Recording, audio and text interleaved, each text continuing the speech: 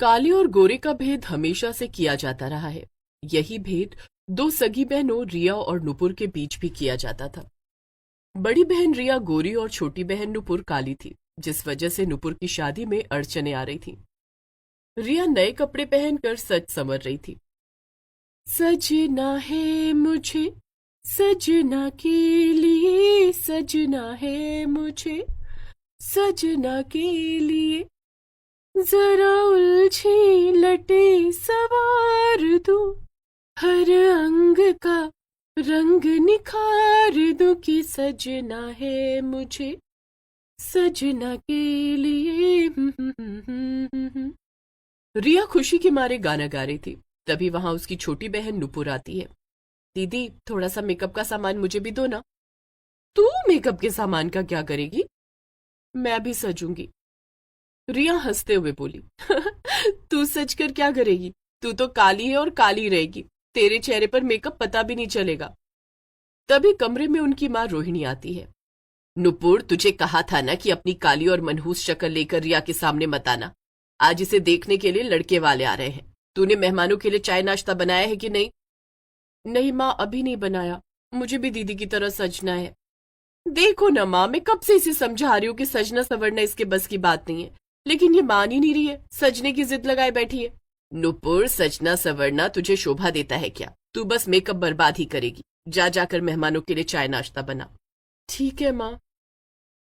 नुपुर दुखी होकर वहां से चली जाती है। वो किचन में जाकर चाय नाश्ता बनाने लगती है। थोड़ी देर में लड़के वाले आ जाते हैं। नमस्ते भाई साहब। नमस्ते बहन जी, आइए बैठिए। नमस्ते भाई साहब। आप लोगों को आने में कोई तकलीफ तो नहीं हुई? नहीं भाई साहब, तकलीफ कैसी? हम लोग तो बहुत आराम से आए हैं।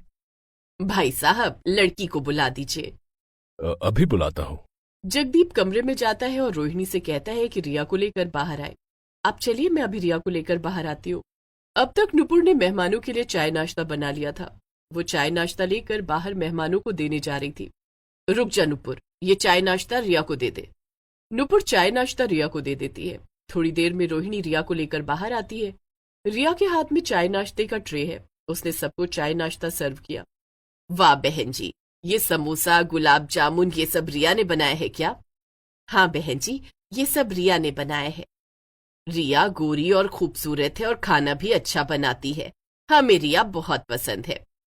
ये सब दरवाजे के पीछे छिपकर नुपुर देख रही थी। माँ कैसे झूठ बोल रही हैं? रिया को तो कुछ भी नहीं आता। ये सब मैंने बनाया है। अपनी ही माँ को झूठ बोलते देख नुपुर की आंखों में आंसू आ जाते हैं। माँ ये सब इसलिए कर रही है ना क्योंकि मैं काली हूँ? क्या काला रंग इतना बड़ा अभिशाप है? हे ईश्वर, मुझे काला क्यों बनाया? इधर नुपुर रो रही थी, उधर रिया की शादी तय होने की खुशी में सब एक दूसरे को मिठाई खिला रहे थे। लीजिए भाई साहब, मुंह मीठा कीजिए। आप भी मुंह मीठा कीजिए भाई साहब। अब आपकी बेटी रिया हमारी बहू बनने वाली है। हमें सर्वगुण संपन्न बहू मिली है।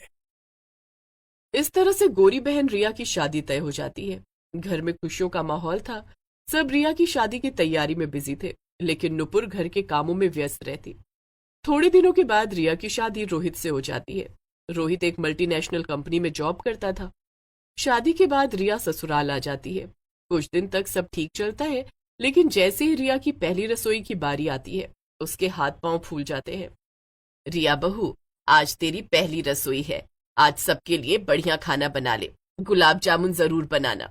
तेरे हाथ के बने गुलाब जामुन सबको बड़े स्वादिष्ट लगे थे।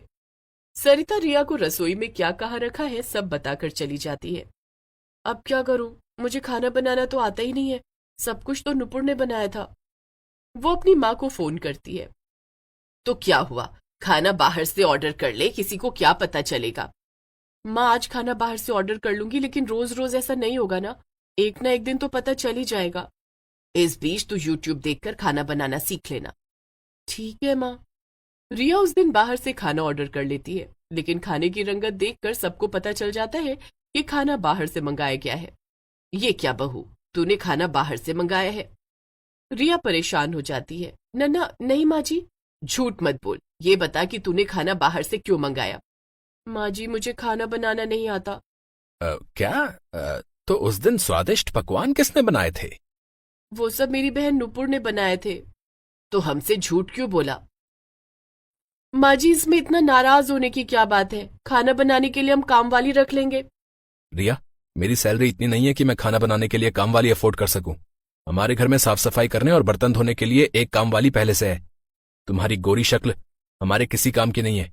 तुम्हें खाना बनाना सीखना ही होगा। बेचारी रिया को सबसे डांट पड़ती है और उसी दिन से सरिता उसे खाना बनाना सिखाने लगती है। इसी तरह दिन गुजर रहे थे। एक दिन रिया की काम वाली सुजाता काम पर नहीं आई। उस दिन घर के सारे काम रिया को करने पड़े। रिया को बहुत गुस्सा आ रहा था। क्या फायदा इतना गोरा होने का? ससुराल आकर तो मैं काम वाली बन गई हूँ। कल आने दो सुजाता को। दूसरे दिन जब सुजाता काम पर आई, सुजाता कल कहाँ रह गई थी? तुझे पता है ना कि मुझसे घर का काम नहीं होता है। मालकिन, कल मेरे बेटे को देखने के लिए लड़की वाले आए थे। तो क्या तेरे बेटे की शादी तय हो गई? नहीं मालकिन। क्यों? अभी मेरे बेटे की नौकरी नहीं लगी है ना, इसलिए लड़की वालों ने शादी से मना कर दिया। अच्छा चल, काम पर लग जा। काम खत्म हो जाने के बाद मेरे पूरे शरीर में तेल मालिश कर देना। कल घर का काम करके बहुत थक गई हो। ठीक है मालकिन। सुजाता काम पर लग जाती है। इधर रिया के दिमाग में खिचड़ी पकने लगती है। वो अपनी माँ को फोन लगाती है। हेलो माँ, कैसी हो? मैं ठीक हूँ रिया बेटी, तू कैसी है? मैं भी ठीक हूँ माँ। अच्छा ये बता, नुपुर की शादी के बारे में तूने क्या सोचा है? मैं क्या सोचूंगी, तेरे पापा तो बहुत परेशान है। उसके काले रंग के कारण कोई उससे शादी नहीं करना चाहता। लड़के वाले आते हैं लेकिन उसे देखकर भाग जाते हैं। तू चिंता मत कर माँ, उस काली नुपुर की शादी हो जाएगी। लेकिन उससे शादी कौन करेगा? मेरे पास एक रिश्ता है। कौन है वो, जल्दी बता। मेरी काम वाली का बेटा। क्या? लेकिन काम वाली के बेटे के साथ नुपुर का रिश्ता करना ठीक रहेगा क्या? अरे माँ, तू इतना मत सोच। वैसे भी उस काली नुपुर की शादी नहीं हो रही है। मेरी काम वाली का लड़का कुछ नहीं करता है, जिस कारण उसे भी लड़की नहीं मिल रही है। ऐसे में वो लोग शादी के लिए मना नहीं कर पाएंगे। नुपुर को घर के सारे काम आते हैं। शादी के बाद मैं उसे काम पर रख लूंगी। वो मेरे घर पर खाना बना दिया करेगी। तेरा भी काम हो जाएगा और मेरा भी। तू ठीक कह रही है बेटी। मैं आज ही तेरे पापा से बात करती हूँ। ठीक है माँ। रोहिणी जगदीप से नुपुर की शादी के बारे में बात करती है, लेकिन ये सब नुपुर सुन लेती है। क्या मेरा काला रंग इतना बुरा है कि मेरी शादी नौकरानी के बेटे के साथ कर दी जाएगी? मुझे माँ पिताजी से बात करनी होगी। नुपुर अपने माता पिता के पास जाती है।